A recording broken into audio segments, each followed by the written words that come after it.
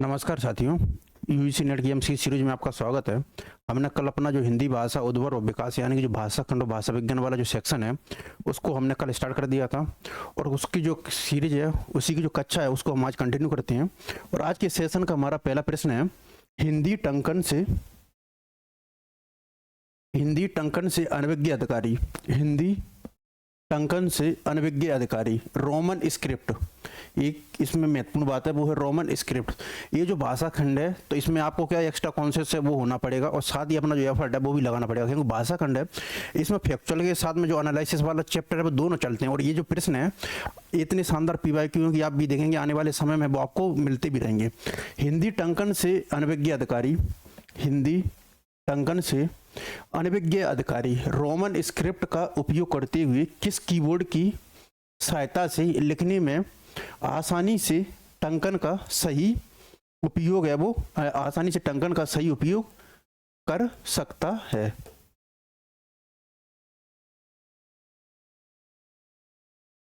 है। तो हिंदी टंकन से अनभिज्ञ अधिकारी या कोई, अगर मान लीजिए कोई हिंदी टंकन से अनभिज्ञ अधिकारी है और रोमन स्क्रिप्ट का उपयोग करते हुए किस कीवर्ड की सहायता से लिखने में आसानी से जो टंकन का है वो सही उपयोग है वो कर सकता है। हमारे पास ऑप्शंस हैं। लीला कीवर्ड, ये जो लीला है इसका जो फुल फॉर्म होता है लीला का, learn Indian language through artificial intelligence. अगर आपसे पूछा जाए आने वाले समय में कि जो लीला है उसका फुल फॉर्म क्या होता है तो वो होता है learn Indian language through artificial intelligence. Phonetic keyboard, inscript keyboard और रेमिंगटन कीबोर्ड। तो ये है हिंदी टंकन से अनभिज्ञ अधिकारी। हिंदी टंकन से अनभिज्ञ अधिकारी रोमन स्क्रिप्ट का उपयोग करते हुए किस कीबोर्ड की सहायता से लिखने में आसानी से वो टंकन का जो उपयोग है वो कर सकता है। ऑप्शन है Leela keyboard, phonetic keyboard, inscript keyboard और रेमिंगटन कीबोर्ड। तो इसका जो आंसर है वो सही है, वो है फोनेटिक कीबोर्ड। तो फोनेटिक कीबोर्ड है वो इसका सही आंसर है कि फोनेटिक कीबोर्ड की ही सहायता से। और ये जो इंस्क्रिप्ट कीबोर्ड है ये भारत सरकार की आधिकारिक टाइपिंग पद्धति है। अगर आपसे पूछा जाए कि भारत सरकार की जो आधिकारिक जो टाइपिंग पद्धति है वो क्या है तो ये है इंस्क्रिप्टिव कीबोर्ड। तो यहाँ पर आपको 3-4 फैक्चुअल याद रखना है। तो एक तो है लीला, लीला का अर्थ क्या है, learn Indian language through artificial intelligence. Inscripted ये भारत सरकार की जो ऑफिशियली कीबोर्ड पद्धति है। और फोनेटिंग है तो वो है हिंदी टंकन से जो अनभिज्ञ अधिकारी है वो रोमन स्क्रिप्ट का उपयोग करते हुए किस कीबोर्ड की सहायता से लिखने में आसानी से टंकन का उपयोग कर सकता है तो वो है फोनेटिक कीबोर्ड। अगला प्रश्न है, निम्नलिखित में से किसकी सहायता से प्रशासनिक, वित्तीय, सुरक्षा प्रौद्योगिकी तथा शिक्षा क्षेत्र में अंग्रेजी के परिपत्रों, आदेशों, कार्यालयों, ज्ञापनों आदि का हिंदी अनुवाद है वो कर सकते हैं। तो निम्नलिखित में से किसकी सहायता से प्रशासनिक, वित्तीय, सुरक्षा प्रौद्योगिकी तथा शिक्षा क्षेत्र में अंग्रेजी के परिपत्रों, आदेशों, कार्यालयों, ज्ञापनों आदि का जो हिंदी अनुवाद है वो कर सकते हैं। ऑप्शन है सुलेखन, मंत्र राजभाषा, ई महाशब्दकोश और ये जो यूनिकोड है इसका जो फुल फॉर्म होता है वो होता है यूनिवर्सल कोड। कई बार ये एग्जाम में पूछा भी जाता है कि जो यूनिकोड है उसका जो फुल फॉर्म है वो क्या होता है। तो जो यूनिकोड है उसका जो फुल फॉर्म होता है वो होता है यूनिवर्सल कोड। अगर आपसे पूछा जाए कि यूनिकोड का फुल फॉर्म क्या है तो वो है यूनिवर्सल कोड। तो निम्नलिखित में से किसकी सहायता से प्रशासनिक, वित्तीय, सुरक्षा प्रौद्योगिकी तथा शिक्षा क्षेत्र में अंग्रेजी के परिपत्रों, कार्यालयों, आदेशों, ज्ञापनों आदि का हिंदी अनुवाद है वो कर सकते हैं। ऑप्शन है सुलेखन, मंत्र राजभाषा, ई महाशब्दकोश और यूनिकोड एनकोडिंग। तो इसका जो सही आंसर है वो है मंत्र राजभाषा। तो ये जो है मंत्र राजभाषा की सहायता से, जो मंत्र राजभाषा है उसकी सहायता से प्रशासनिक, वित्तीय, सुरक्षा प्रौद्योगिकी तथा शिक्षा के क्षेत्र में अंग्रेजी के परिपत्रों, आदेशों, कार्यालयों, ज्ञापनों आदि का है हिंदी अनुवाद है वो कर सकते हैं। अगला प्रश्न है, मानक हिंदी के अनुसार है असत्य कथन। तो हमको देखना है कि जो मानक हिंदी के अनुसार है वो गलत कथन है वो क्या है। तो हमको इसमें देखना है कि जो मानक हिंदी है उसके अनुसार है वो गलत कथन क्या है। अनुस्वार और अनुनासिक वर्ण है वो सामान्य वर्ण से पहले आएंगे कि ये है टाइपिंग एरर हो गया। ये जो टाइपिंग एरर है तो इसमें जो सही आएगा वो आएगा विसर्ग वाले शब्द स्वर के बाद आएंगे। ये जो इसका सही है वो है विसर्ग वाले शब्द, विसर्ग वाले शब्द स्वर के बाद आएंगे। विसर्ग वाले शब्द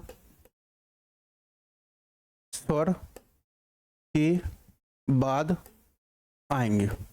ये टाइपिंग एरर हो गया है। फिर है आ वाला है, ये भी यहाँ पर टाइपिंग एरर है। ये अंग्रेजी का वो वाला शब्द है, आ के पहले आएगा और अंत में है टा डा डा आदि के संयुक्ताक्षर चिन्हों को चिन्ह लगाकर ही बनाएं। तो इस तरीके से है ये प्रश्न है कि जो मानक हिंदी है उसके अनुसार हमको देखना है कि इसमें जो गलत कथन है वो क्या असत्य है। तो कई बार हमको ये कंफ्यूज हो सकता है कि सत्य क्या है असत्य क्या। तो इसमें अगर हमको यह है कि सत्य नहीं है तो सत्य नहीं है यानी कि गलत है। तो इस तरीके अगर असत्य नहीं है यानी गलत नहीं है तो कौन सा हमको देखना है सही। तो इस तरीके से अगर हम डायरेक्ट लिख लेते हैं असत्य तो इसका मतलब है कि सही और गलत है वो हमारे माइंड में वो ज़्यादा जल्दी है वो क्लिक करता है।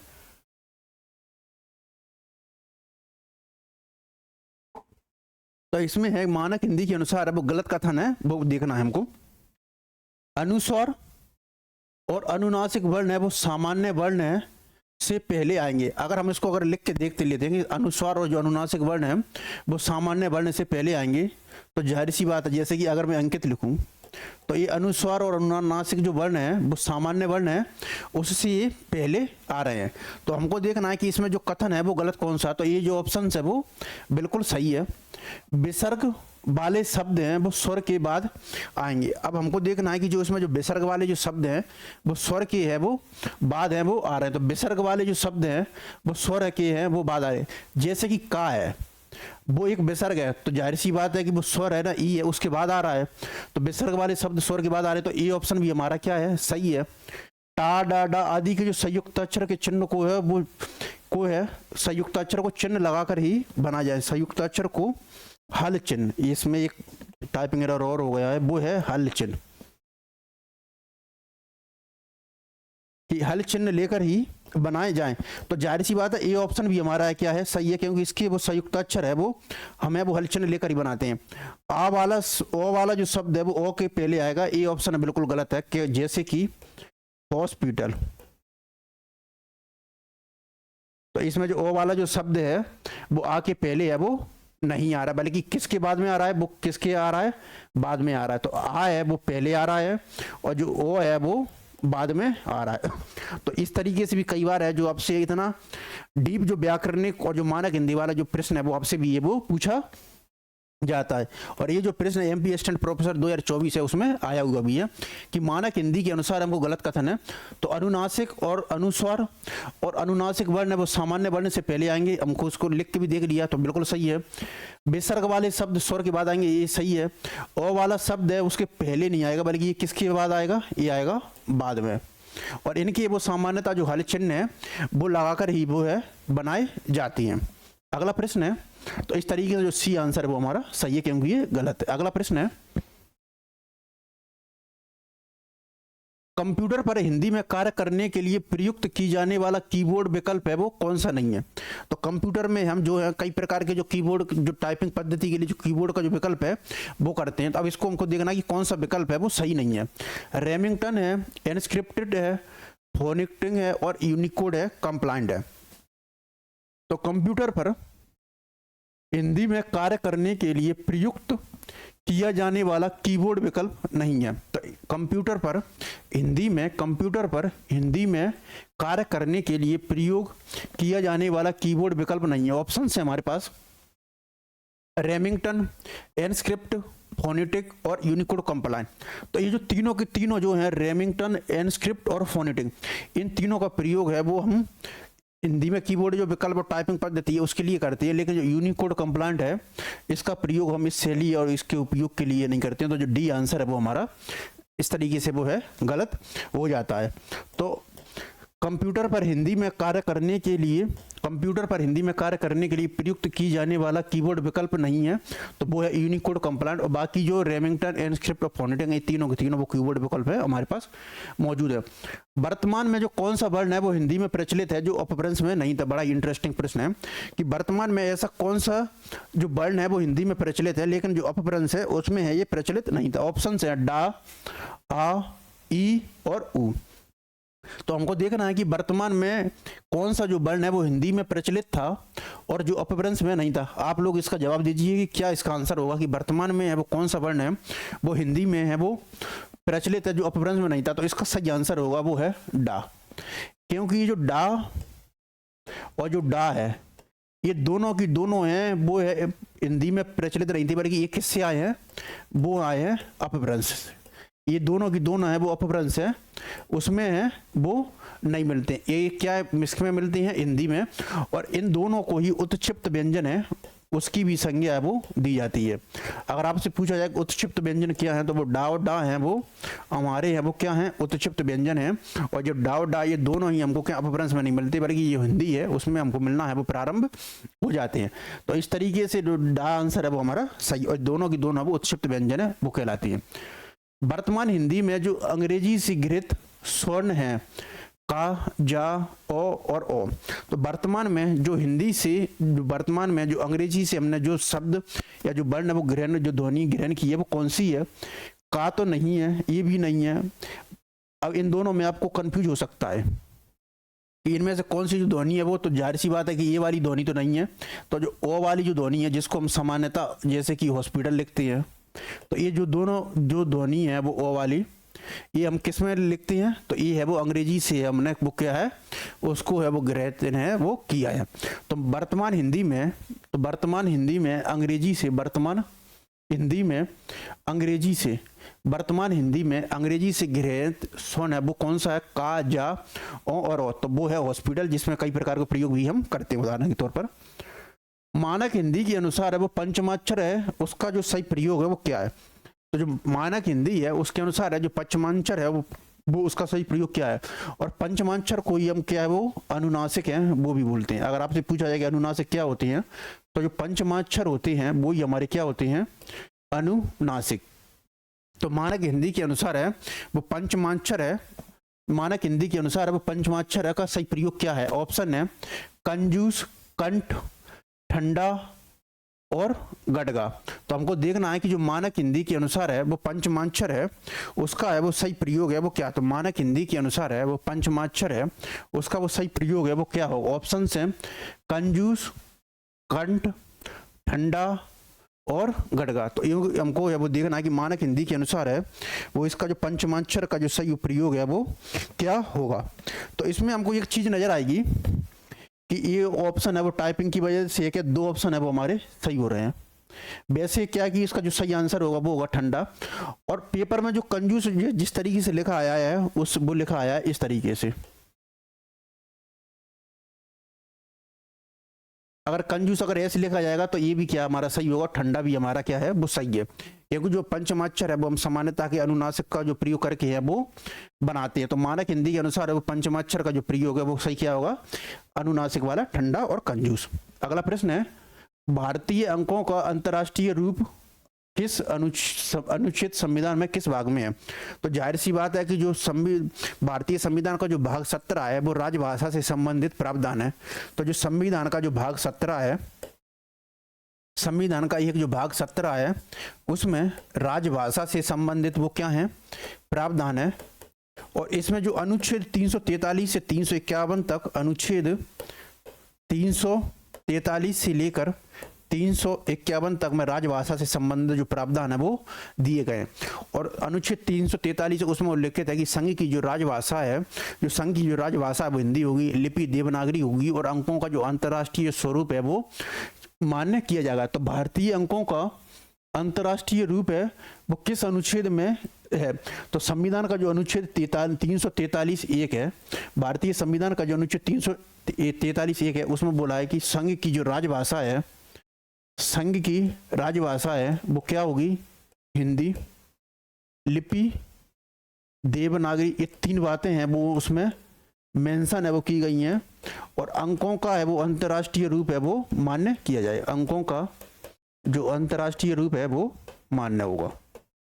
तो संविधान, भारतीय संविधान का जो भाग 17 है वो राजभाषा से संबंधित वो क्या क्या प्रावधान है उसमें अनुच्छेद 343 से 351 तक है, उसमें क्या विभिन्न बातों को उल्लेखित किया गया और उसमें 343 उसमें उल्लेखित किया गया है राजभाषा हिंदी लिपि देवनागरी अंकों का अंतर्राष्ट्रीय रूप है वो ग्रहित किया जाएगा। जो भाषा देश के प्रशासनिक वैधानिक कार्यों में प्रयुक्त होती है वो कहलाती है। कल हमारी जो कक्षा होती है अगर आपने उसका रिवीजन किया होगा तो उसमें हमने 2 शब्द आए थे और 2 टर्मों का प्रयोग किया था। उसमें एक टर्म का प्रयोग किया था हमने मानकीकरण, मैंने कहा था कि इन टर्मों को आपको क्या है याद रखना है। एक हमने प्रयोग किया था परिनिष्ठित भाषा का, एक किया था मानकीकरण, एक है परिनिष्ठित भाषा, और इसमें आज एक और टर्म और आएगा वो भी आप उसमें है वो ऐड करेंगे। जो भाषा देश के प्रशासनिक वैधानिक कार्यों में प्रयुक्त होती है कहलाती है। ऑप्शन है साहित्यिक भाषा, राजभाषा, राष्ट्रभाषा और मातृभाषा।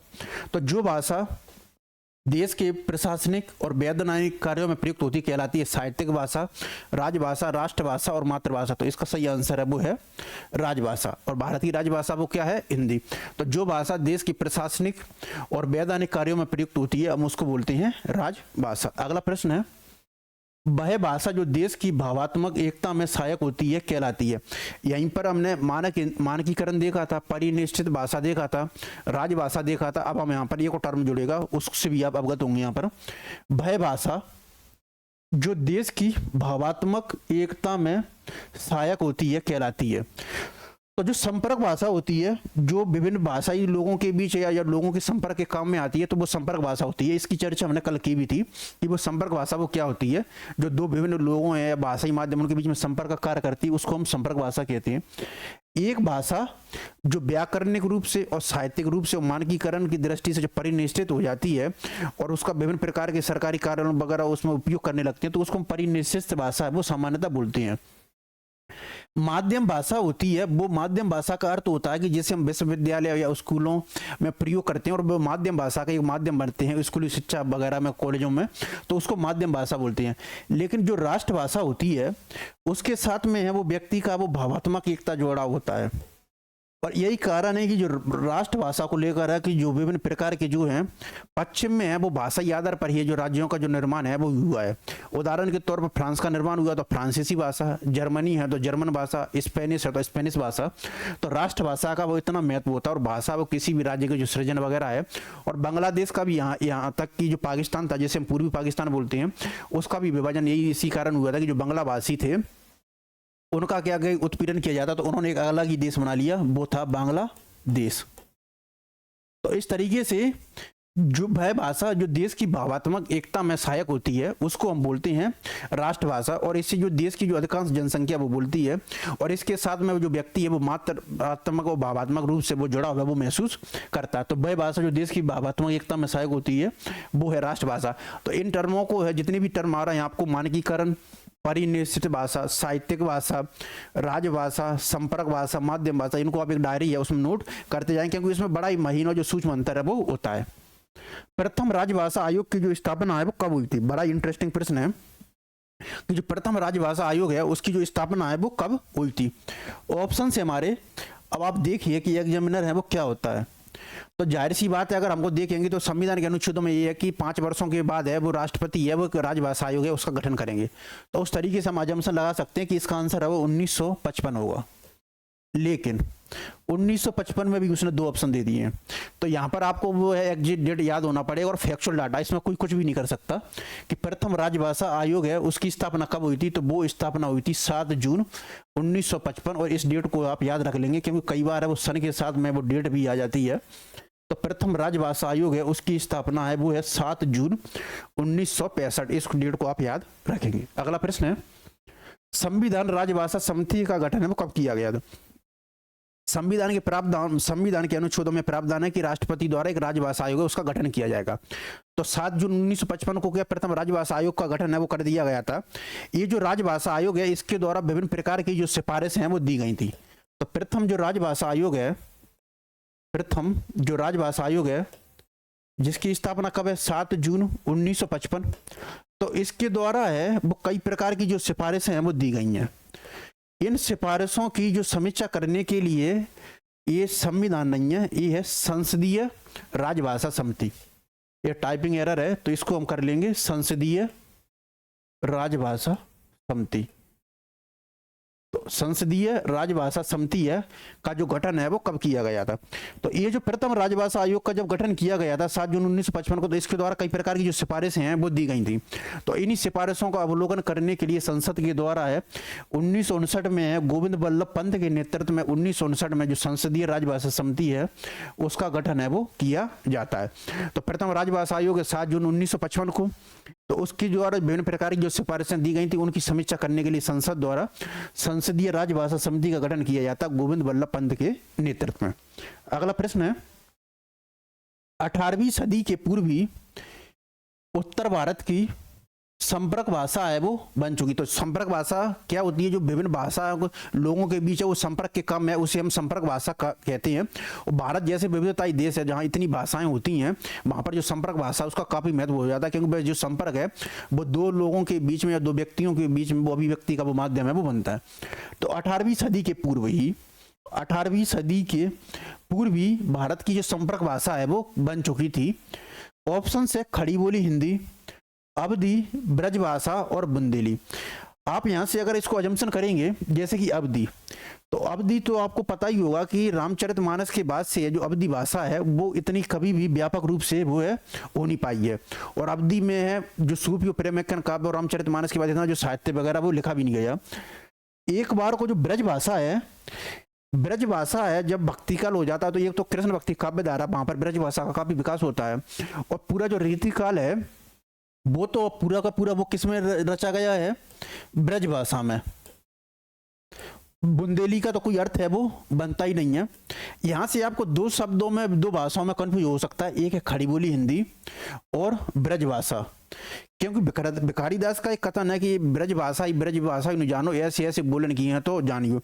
यानी कि जो ब्रजभाषा वो सिर्फ ब्रज क्षेत्र में नहीं बोली जाती है बल्कि अन्य प्रकार के जो भाषा के क्षेत्र है वहां पर भी बोली जाती है। लेकिन जो 18वीं सदी के पूर्व है जो भारत की जो राजभाषा संपर्क भाषा वो उस समय बन चुकी थी, उसका आंसर वो सही है, वो है खड़ी बोली हिंदी।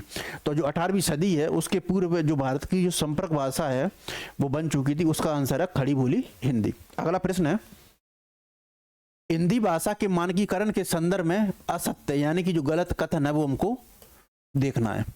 तो हिंदी भाषा है उसके मानकीकरण के संबंध में जो गलत कथन है वो हमको देखना है। बड़ा इंटरेस्टिंग प्रश्न है, पूरा जो कॉन्सेप्चुअल बेस है उस पर बेस है।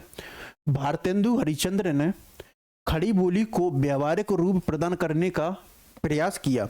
तो जाहिर सी बात है कि जो भारतेंदु हरिश्चंद्र है उन्होंने जो खड़ी बोली है तो गद्य में जो वो खड़ी बोली रख रहे थे और अपने नाटकों में जो खड़ी बोली का प्रयोग कर रहे थे, तो भारतेंदु हरिश्चंद्र ने खड़ी बोली को व्यावहारिक रूप प्रदान करने का प्रयास किया। ये ऑप्शन है वो सही है एक तरीके से। महावीर प्रसाद द्विवेदी का लेखन तथा उच्चारण की शुद्धता के प्रति आग्रह नहीं था।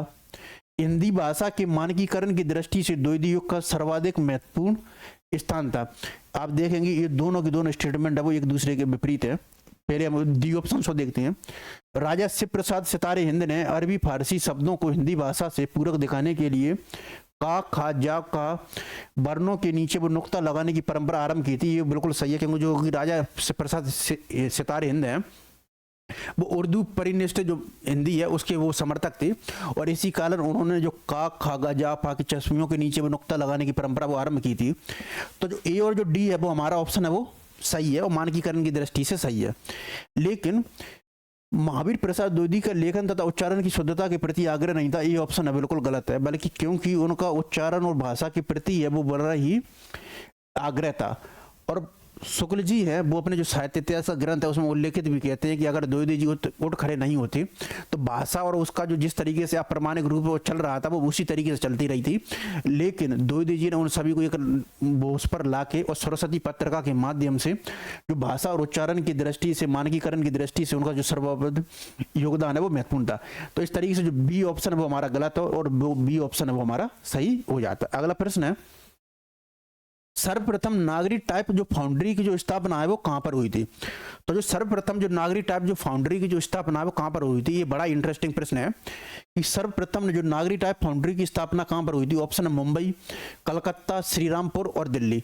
तो सर्वप्रथम जो नागरी टाइप फाउंड्री की जो स्थापना है ये बंगाल के श्रीरामपुर में हुई थी। और ये जो श्रीरामपुर है इसी को हम है वो सैरामपुर है वो भी बोलते हैं।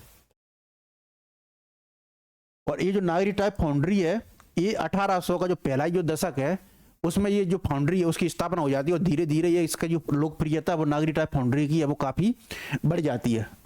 तो इस तरीके से सर्वप्रथम नागरी टाइप फाउंड्री की स्थापना वो कहाँ पर हुई है, वो बंगाल के श्रीरामपुर या इसी को हम श्रीरामपुर है वो भी बोलते हैं।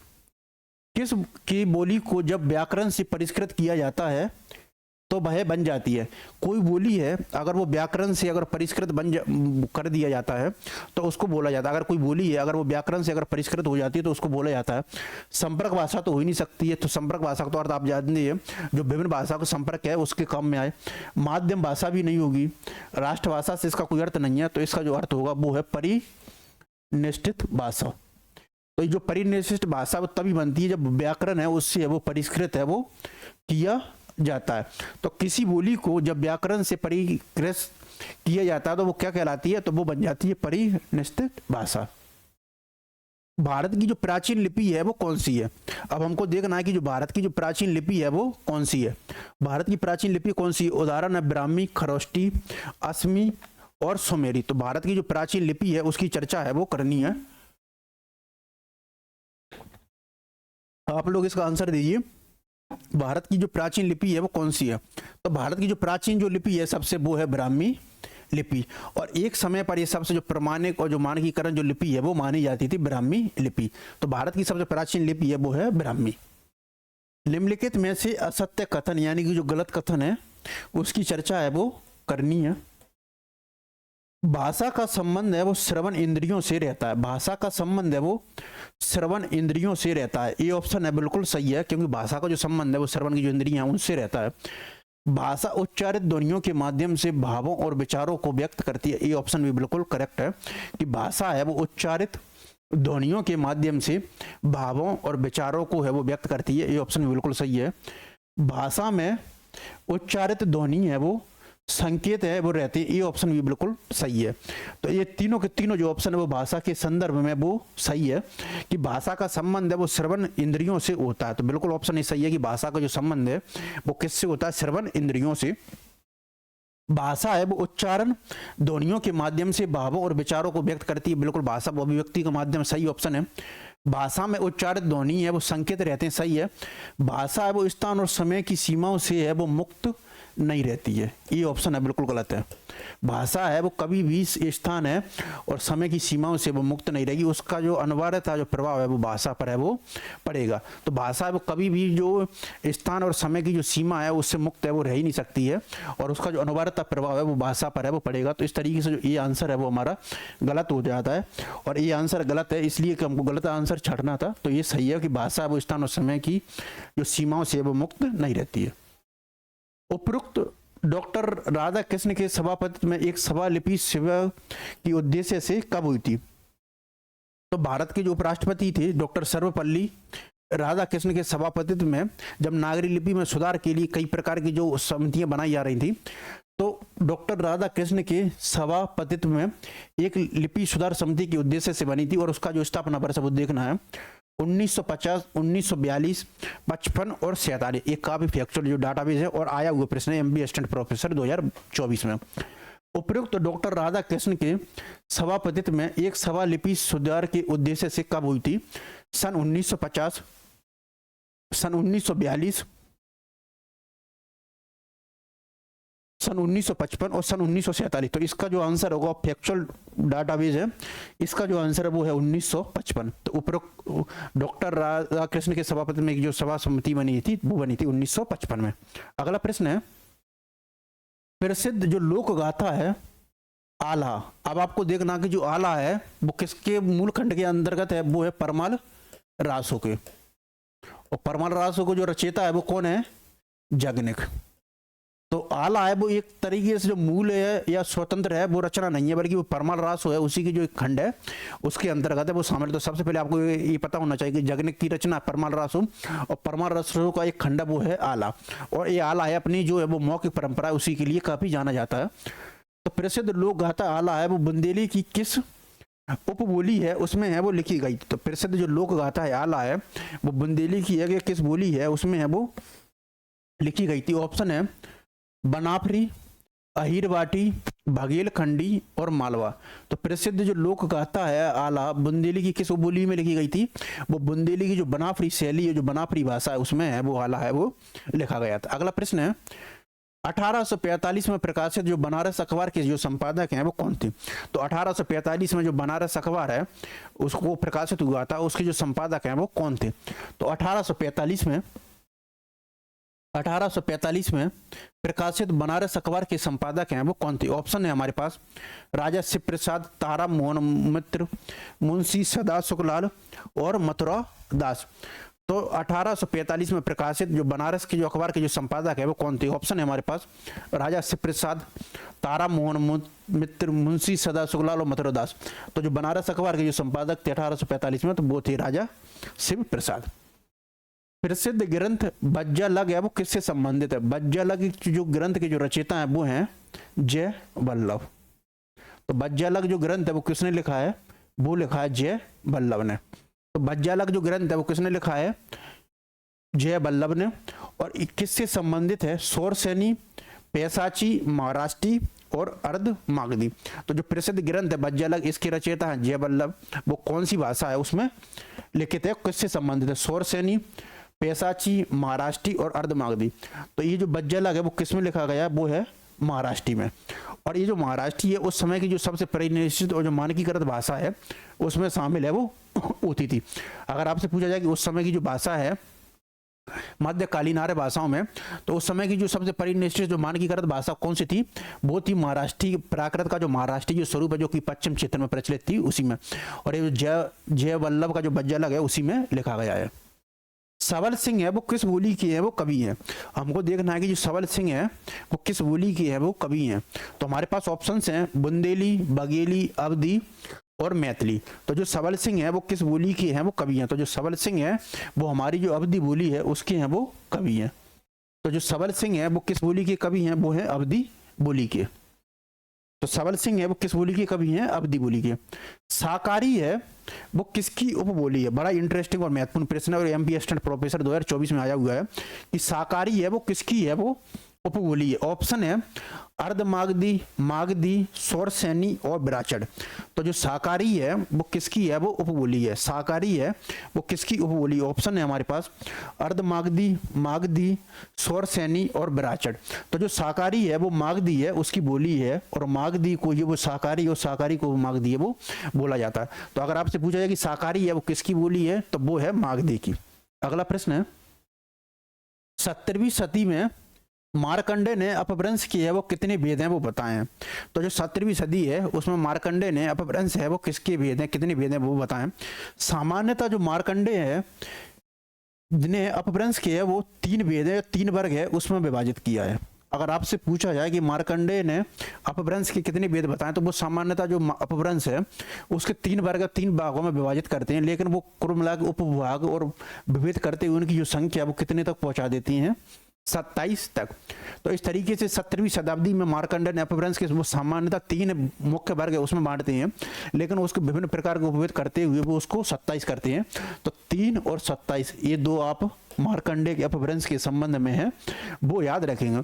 और डॉक्टर जो नामवर सिंह है वो अपभ्रंश के हैं वो 2 भेद करते हैं ओनली। अगर आपसे पूछा जाए कि डॉक्टर जो नामवर सिंह है वो अपभ्रंश किए है वो कितने भेद करते हैं, तो वो 2 भेद करते हैं हिंदी के विकास में युग में अपभ्रंश का युग पुस्तक में। अगला प्रश्न है दक्कनी हिंदी के नाम से है वो विख्यात हुई।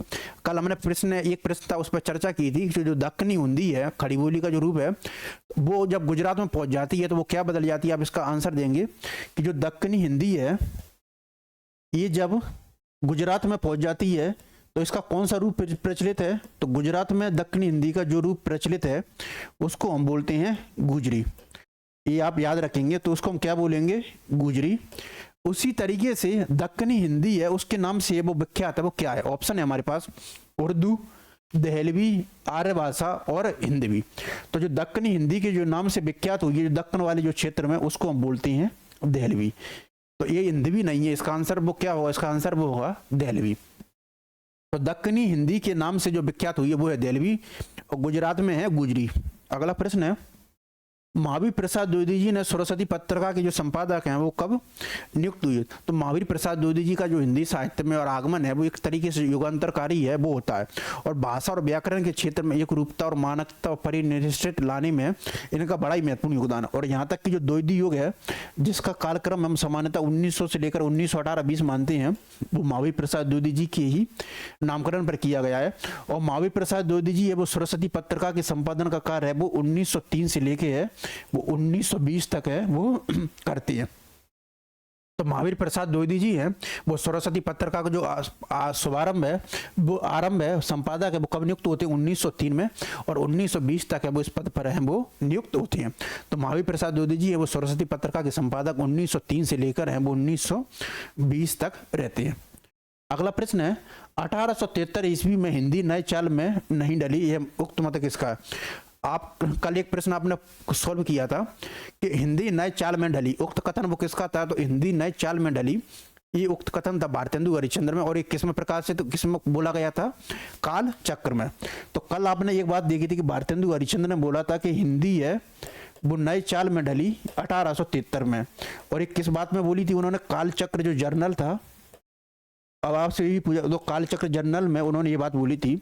लेकिन 1873 ईस्वी में हिंदी नई चाल में नहीं ढली। अब हमको ये देखना है कि उक्त कथन है वो किसका है। ये तो इसमें उनकी बात है उसको उल्टा है वो जा रहा है कि 1873 ईस्वी में है वो हिंदी है वो नई चाल में नहीं डली। उक्त मत है किसका? ऑप्शन है शिव सिंह चौहान, नामवर सिंह, रामविलास शर्मा और नंद दुलारे वाजपेयी। तो भारतेंदु हरिश्चंद्र ने कालचक्र जनरल में बोला था कि हिंदी नए चाल में ढली 1873 ईस्वी में। लेकिन रामविलास शर्मा है वो इसके विपरीत में बोलते हैं। वो रामविलास शर्मा बोलते हैं कि हिंदी नए चाल में नहीं ढली 1873 में। तो ये रामविलास शर्मा का कथन है कि हिंदी नए चाल में नहीं ढली 1873 में। राष्ट्रभाषा प्रचार समिति वर्धा ने प्रकरण नहीं है, ये होगा प्रकाशन विभाग। ये भी टाइपिंग एरर हो गया। वर्धा ने प्रकाशन विभाग है वो कब है स्थापित है वो किया था? तो राष्ट्रभाषा जो प्रचार समिति है वर्धा है, जो राष्ट्रभाषा प्रचार समिति वर्धा है उसने जो प्रकाशन विभाग है वो कब स्थापित किया था? एक तरीका फैक्चुअल प्रश्न है। ऑप्शन है हमारे पास 1938, 42, 50 और 47। तो जो राष्ट्रभाषा जो प्रचार समिति है वर्धा है उसने जो प्रकाशन विभाग है वो कब है वो स्थापित किया था? तो राष्ट्रभाषा जो प्रचार समिति है वर्धा है उसने जो प्रकाशन विभाग है वो कब स्थापित किया था? 38, 42, 50 और 47। तो इसका जो सही आंसर है वो है 1938। तो जो राष्ट्रभाषा जो प्रचार समिति वर्धा है उसने जो 1938 है उसमें प्रकाशन विभाग है वो स्थापित किया था। केंद्रीय हिंदी निदेशालय का जो मुख्यालय है वो कहाँ पर है? बड़ी इंटरेस्टिंग प्रश्न है। जो केंद्रीय हिंदी जो निदेशालय है उसका मुख्यालय वो कहाँ पर है? जो केंद्रीय हिंदी निदेशालय है इसकी जो स्थापना होती है वो होती है वर्ष 1960 में। तो केंद्रीय हिंदी निदेशालय इसकी जो स्थापना है वो कब होती है? वो होती है वर्ष 1960 में। तो केंद्रीय हिंदी निदेशालय है उसकी जो स्थापना होती है वो होती है वर्ष 1960 में। और इसका जो मुख्यालय है वो है नई दिल्ली में। तो केंद्रीय हिंदी निदेशालय है उसकी स्थापना कब हो रही है? 1960 में। और इसका जो मुख्यालय है वो है नई दिल्ली में। तो इस तरीके से केंद्रीय निदेशालय है इसकी स्थापना 1960 में, मुख्यालय नई दिल्ली। अगला प्रश्न है कि अनायास शब्द में कौन सा है वो उपसर्ग है? तो जाहिर सी बात ये तो आपको पता ही होगा कि उपसर्ग और प्रत्यय वो क्या होते हैं। तो उपसर्ग है वो किसी भी शब्द की है वो प्रारंभ में लग कर है उसका जो अर्थ है जो स्वरूप है वो चेंज कर देती हैं। और जो प्रत्यय है वो किसी भी शब्द के जो अंत में लग कर है उसका जो अर्थ और जो स्वरूप है वो चेंज कर देते हैं। और जो प्रत्यय है वो दो प्रकार के होते हैं, कृत्य और तद्धित। कृत्य है वो क्रियाओं में लगते हैं और तद्धित है वो क्रियाओं के अलावा अन्य रूपों में लगते हैं। तो उपसर्ग है तो जाहिर सी बात है वो किस में लगेगा? आगे की तरफ। तो अनायास है ये हमारा शब्द है। अब इसमें पहला ऑप्शन है अनु। तो अनु तो इसमें कहीं पर भी है वो उपसर्ग है वो दिख नहीं रहा है। अनि भी उपसर्ग है वो नजर ही नहीं आ रहा है। अब इसमें दो ऑप्शन बढ़ते हैं अनायास और अन। अगर हम इसको अगर बांट देंगे ऐसे अनायास को और इसमें अगर एक उपसर्ग मान लेंगे अनायास तो यास का जो है कोई अर्थ नहीं है और ना ही अना का अर्थ बचेगा। लेकिन अगर हम इसको अनायास में बदलेंगे तो एक तरफ अगर हम अन कर लेंगे और प्लस इसको आयास कर लेंगे तो ये है बिल्कुल हमारा जो सही अर्थ है वो देने लगेगा। तो इस तरीके से जो अन जो उपसर्ग है वो हमारा सही है। तो अनायास में कौन सा उपसर्ग होगा? वो होगा अन। अगला प्रश्न है बाल गंगाधर तिलक द्वारा तैयार किए गए तिलक फॉन्ट में कितने टाइपों का जो फॉन्ट है वो सामने आया था। तो जब नागरी लिपि के लिए और देवनागरी लिपि में कई प्रकार के सुधार हो रहे थे तो व्यक्तिगत स्तर पर वो कई प्रकार के कार्य किए गए थे, और ये सबसे प्रमुख कार्य उनमें से एक बाल गंगाधर तिलक द्वारा किया गया था। तो बाल गंगाधर तिलक द्वारा तैयार किए गए जो तिलक फॉन्ट है उसमें है वो कितने टाइप का जो फॉन्ट है वो सामने आया था। तो बाल गंगाधर तिलक द्वारा तैयार किए गए जो तिलक फॉन्ट है, जिसे बाद में तिलक फॉन्ट ही बोलने जाने लगा, कितने टाइप का फॉन्ट है वो सामने आया। तो ऑप्शन है 290, 190, 180 और 110। तो जो बाल गंगाधर तिलक द्वारा तैयार किए गए तिलक फॉन्ट है वो उसमें कितने टाइप का फॉन्ट सामने आया था। तो इसका जो सही आंसर है वो है 190। तो बाल गंगाधर तिलक जो तिलक फॉन्ट है उसकी जो संख्या है वो कितनी है, 190। बड़ा इंटरेस्टिंग प्रश्न है, और ये जो अभी गुजरात जो सेट का जो एग्जाम हुआ है उसका ये प्रश्न है, गुजरात सेट का। अगला प्रश्न है कि बाल गंगाधर तिलक द्वारा तैयार किए गए तिलक फॉन्ट में कितने टाइप का फॉन्ट सामने आया था, वो तो आया था 190 का। अगला प्रश्न है डॉक्टर सुनीति कुमार चटर्जी के अनुसार है वो पूर्वी हिंदी है वो आधुनिक आर्य भाषाओं की है वो किस वर्ग में है, वो आती है। तो सुनीति कुमार चटर्जी है उनके अनुसार है वो आधुनिक आर्य भाषाएं है वो किस वर्ग है उसमें है वो आती है। तो सुनीति कुमार चटर्जी है वो आधुनिक भारतीय भाषाओं का जो वर्गीकरण है वो 5 वर्ग है उसमें करती है। अगर आपसे पूछा जाए कि सुनीति कुमार चटर्जी है वो आधुनिक आर्य भाषाओं का वर्गीकरण वो कितने भागों में करती है, तो 5 वर्ग में। उसमें उनको देखना कि जो पूर्वी हिंदी है वो किस वर्ग में आती है। ऑप्शन है उदीच्य, प्रतीच्य, मध्य देशीय और प्राच्य। तो जो सुनीति कुमार चटर्जी द्वारा 5 भागों में जो वर्गीकरण किया गया है उसमें जो पूर्वी हिंदी है वो किस वर्ग में आती है, वो आती है प्राच्य के अंतर्गत। तो सुनीति कुमार चटर्जी के अनुसार पूर्वी हिंदी में जो प्राच्य वर्ग है उसके अंतर्गत ही आती है। ये भी गुजरात सेट का जो अभी एग्जाम हुआ हाल ही में उसका प्रश्न है।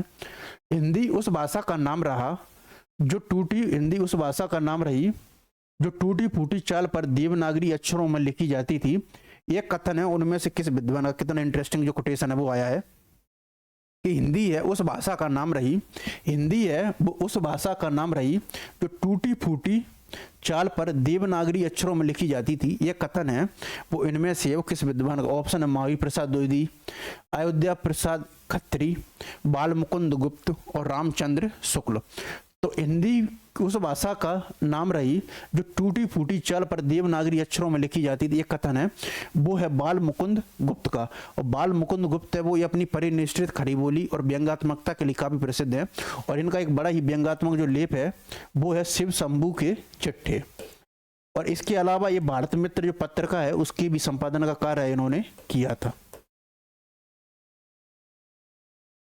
तो हिंदी उस भाषा का नाम रही जो टूटी फूटी चाल पर देवनागरी अक्षरों में लिखी जाती थी। हिंदी उस भाषा का नाम रही जो टूटी फूटी अक्षरों पर देवनागरी लिपि में लिखी जाती थी। ये कोटेशन है वो किसका है, तो ये कोटेशन है बाल मुकुंद गुप्त का। बाल मुकुंद गुप्त ने शिव शंभू चिट्ठी के नाम से बड़ा एक व्यंग्यात्मक जो लेख है, और इसके अलावा ये भारत मित्र पत्रिका उसके भी संपादक का कार्य है वो इन्होंने किया था। इसके अलावा एक इनका जो टर्म था अनिस्थिरता, अनिस्थिरता शब्द को लेकर बाल मुकुंद गुप्त का है वो एक है कहा या जो झगड़ा है वो भी हो गया था अनिश्चितता शब्द को लेकर। तो महावीर प्रसाद द्विवेदी जी ने एक अनिश्चितता शब्द है तो उसका वो आलोचना है वो बाल मुकुंद गुप्त है उन्होंने की थी। तो बाल मुकुंद गुप्त है उनका एक कथन है कि हिंदी उस भाषा का नाम रही जो टूटी फूटी चाल पर देवनागरी अक्षरों में लिखी जाती थी। अगला प्रश्न है खड़ी बोली को कोरवी नाम है वो किसने दिया। तो जो खड़ी बोली है उसको कई लोग है वो अलग अलग नाम है वो देते हैं, तो खड़ी बोली को है वो कोरवी नाम है वो किसने दिया। ये भी गुजरात सेट का प्रश्न है कि खड़ी बोली को है वो खड़ी बोली को कोरवी नाम है किसने दिया। ऑप्शन है George Grierson, Rahul Sankrityayan, Colebrooke और रामचंद्र शुक्ल। तो जो खड़ी बोली है उसको जो कोरवी नाम है वो कौन देता है। ऑप्शन है George Grierson, Rahul Sankrityayan, Colebrooke और रामचंद्र शुक्ल। तो जो खड़ी बोली है इसको जो कोरवी नाम है वो देती हैं राहुल सांकृत्यान। तो खड़ी बोली को कोरवी नाम है वो कौन देता है, राहुल सांकृत्यान।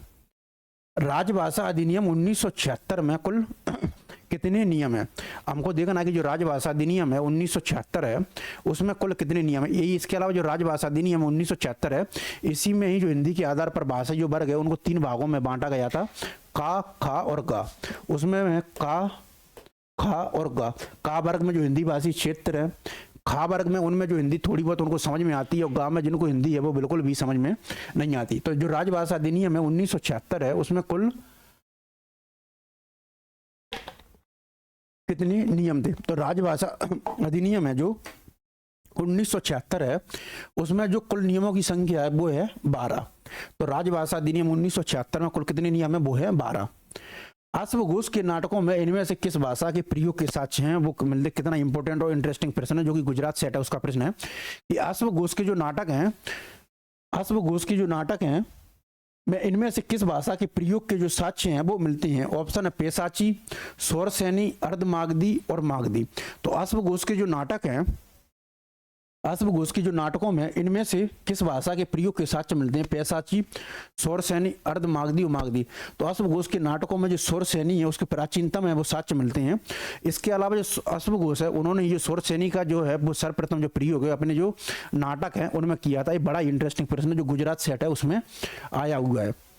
वैसे तो इन्होंने जो संस्कृत भाषा है उसमें अपने नाटक हैं वो लिखे हैं, लेकिन इनके नाटकों में जो स्वरसेनी की जो प्रारंभिक वो है वो बिंदु हैं वो भी मिलते हैं। तो अश्वघोष के नाटकों में इनमें से किस भाषा का जो प्रयोग का साक्ष्य है वो मिलता है? तो अश्वघोष के नाटकों में जो स्वरसेनी जो भाषा है उसके जो प्रारंभिक जो साक्ष्य है वो मिलते हैं, और स्वरसेनी का प्रारंभिक प्रयोग करने वालों में भी अश्वघोष है वो अग्रणी। अगला प्रश्न है, हिंदी कंप्यूटर की टाइपिंग की जो मुख्य विधि है वो कौन सी नहीं है? तो हिंदी कंप्यूटर टाइपिंग की जो मुख्य विधि है वो कौन सी नहीं है? ऑप्शन है रेमिंगटन। तो रेमिंगटन तो जो हिंदी कंप्यूटर की टाइपिंग की पद्धति है। एनस्क्रिप्टिव भी है, ये तो भारत सरकार की जो आधिकारिक टाइपिंग पद्धति है वो ही है। फोनेटिक भी जो हिंदी कंप्यूटर की टाइपिंग पद्धति है, लेकिन जो शॉर्ट हैंड है वो हिंदी कंप्यूटर की आधिकारिक टाइपिंग पद्धति है, वो टाइपिंग पद्धति है वो नहीं है। इसके अलावा जो रेमिंगटन, एनस्क्रिप्ट और फोनेटिक है ये हिंदी कंप्यूटर की जो टाइपिंग पद्धतियां हैं, लेकिन जो शॉर्ट हैंड है वो टाइपिंग पद्धति नहीं है। तो इनस्क्रिप्ट, फोनेटिक और रेमिंगटन ये तीनों की तीनों वो हिंदी कंप्यूटर की टाइपिंग पद्धतियां हैं, शॉर्ट हैंड नहीं है। भाषा शुद्धि तथा वर्तनी की एक रूपता के प्रबल समर्थक हैं, वो इनमें से है वो कौन सा मान जाते? इससे पहले भी हमने प्रश्न सॉल्व किया था कि महावीर प्रसाद द्विवेदी जी ने भाषा शुद्धता और भाषा को परिमार्जित करने का बड़ा ही वो महत्वपूर्ण कार्य है वो किया था।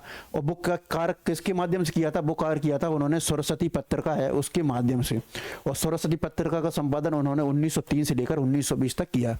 तो भाषा शुद्धि तथा वर्तनी की एक रूपता के प्रबल समर्थक है वो इनमें से कौन माने जाते हैं? ऑप्शन है भारतेंदु हरिश्चंद्र, बद्री नारायण चौधरी प्रेमगन, महावीर प्रसाद द्विवेदी जी और अयोध्या सिंह उपाध्याय अरियोद। तो जाहिर सी बात है कि भाषा शुद्धि तथा वर्तनी की एक रूपता के जो प्रबल समर्थक है वो है महावीर प्रसाद द्विवेदी जी। तो भाषा शुद्धि तथा वर्तनी की एक रूपता के प्रबल समर्थक है वो है महावीर प्रसाद द्विवेदी। और आज का जो हमारा जो सेशन है उसका जो आज एक लास्ट प्रश्न है और उसका बड़ा ही महत्वपूर्ण प्रश्न है। आप इस प्रश्न को भी देखिए। इनमें से रामविलास शर्मा, तो रामविलास शर्मा के बारे में आपको पता ही होगा कि रामविलास शर्मा है वो एक प्रगतिवादी आलोचक हैं, और ये जो अज्ञे द्वारा जो प्रथम जो तार सप्ताह है उसका प्रकाशन किया जाता है। तो रामविलास शर्मा वो प्रथम तार सप्ताह 1943 उसमें भी शामिल थे और एक प्रगतिवादी आलोचक हैं। इनमें से रामविलास शर्मा ने अपनी किस पुस्तक की लंबी भूमिका में ये स्थापित करने की कोशिश की कि हजारी प्रसाद द्विवेदी की इतिहास दृष्टि की कोई दूसरी परंपरा नहीं रही, बल्कि उन्होंने शुक्ल जी वाली पहली परंपरा का ही अनुमोदन है वो किया है। तो इनमें से रामविलास शर्मा ने अपनी किस पुस्तक की लंबी भूमिका में स्थापित करने की कोशिश की कि हजारी प्रसाद द्विवेदी की इतिहास दृष्टि की कोई दूसरी परंपरा नहीं रही, बल्कि उन्होंने शुक्ल जी वाली पहली परंपरा का ही जो अनुमोदन है वो किया। आप देखिए कितना इंटरेस्टिंग प्रश्न है कि इनमें से रामविलास शर्मा ने अपनी किस पुस्तक में जो लंबी भूमिका है उसमें आने वाले समय में ये स्टेटमेंट है वो आपसे पूछा जा सकता है। हजारी प्रसाद द्विवेदी जी की इतिहास दृष्टि की कोई दूसरी परंपरा नहीं रही, बल्कि उन्होंने शुक्ल जी वाली पहली परंपरा का अनुमोदन किया। तो ये स्टेटमेंट अब किसका है? वो है रामविलास शर्मा का। तो रामविलास शर्मा ने बोला कि हजारी प्रसाद द्विवेदी जी की इतिहास दृष्टि की कोई दूसरी परंपरा नहीं रही, बल्कि उन्होंने शुक्ल जी वाली पहली परंपरा का अनुमोदन किया। ऑप्शन है परंपरा का मूल्यांकन, भारतीय साहित्य की भूमिका, भारतीय संस्कृति और हिंदी प्रदेश और लोक जागरण। इसके अलावा रामविलास शर्मा का एक बड़ा ही महत्वपूर्ण कॉन्सेप्ट आता है वो होता है हिंदी जातीयता की अवधारणा। अगर आपसे पूछा जाए कि हिंदी जातीयता की अवधारणा के जो प्रवर्तक है वो कौन है, तो हिंदी जातीयता के जो प्रवर्तक है वो प्रगतिवादी आलोचक जो रामविलास शर्मा है वो है। तो हजारी प्रसाद द्विवेदी जी की इतिहास दृष्टि की कोई दूसरी परंपरा नहीं रही है, बल्कि उन्होंने शुक्ल जी वाली पहली परंपरा का ही अनुमोदन किया है। तो उनकी कौन सी पुस्तक है, तो ये पुस्तक का नाम है वो है लोक जागरण और हिंदी साहित्य। जो डी आंसर है वो हमारा सही है।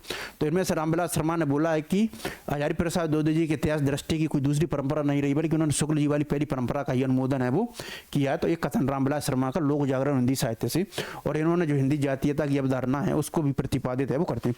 तो आज के लिए हम इतना ही रखते हैं, और कल हम अपना जो सेशन है भाषा विज्ञान भाषा खंड वाला उसको